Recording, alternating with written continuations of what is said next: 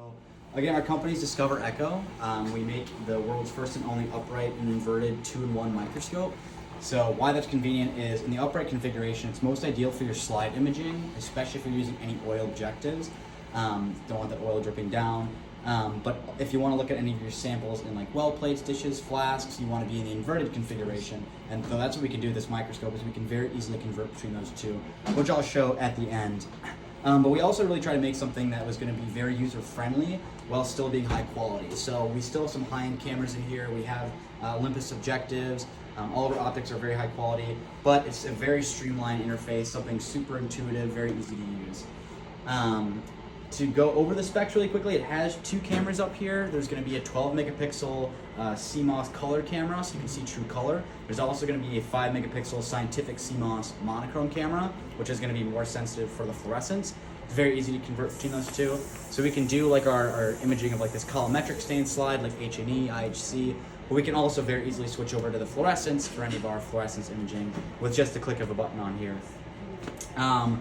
We can do up to 4 channels of fluorescence plus a spot for transmitted light for an overlay. So like right now I have cubes in there for DAPI, FITSI, text red, side 5, but I can also put on transmitted light on top of those if I want to see all 5. We can do all different kinds of custom filter cubes, anywhere from the UV to the far red. And then objectives, like I said, we offer Olympus's full suite, so we can do anywhere from 1.25 to 100x stage.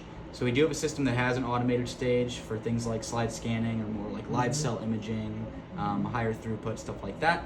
But this one is just going to be the manual stage. And then off to the side is the focus puck. So that's how we can adjust between coarse and fine focus on here. You can also adjust things like high and low gain. Brightness can be adjusted right on the screen.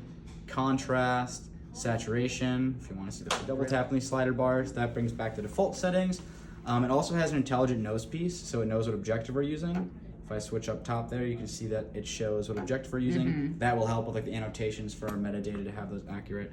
If I want to take a picture though, all I do is press the capture button over there. Metadata, like the brightness, exposure, things like that. We can automatically recall those settings too by hitting that reuse option. So if we want to bring those exact settings back to our image, maybe someone used the microscope after us, and these settings were sort of cranked a different direction, you can do that info reuse, and it's automatically going to reproduce those settings for us. So very helpful for. And where do you do video? Reproducibility. Just so you can. It's right here. So it's just like a screen recording option. So you just do screen record, and then you just go back into the application. Oh, okay. DAPI, and then just like that, you'll create an overlay. So super quick and easy to do an overlay. Some stacks on here. Wow. Something like But by hand, no?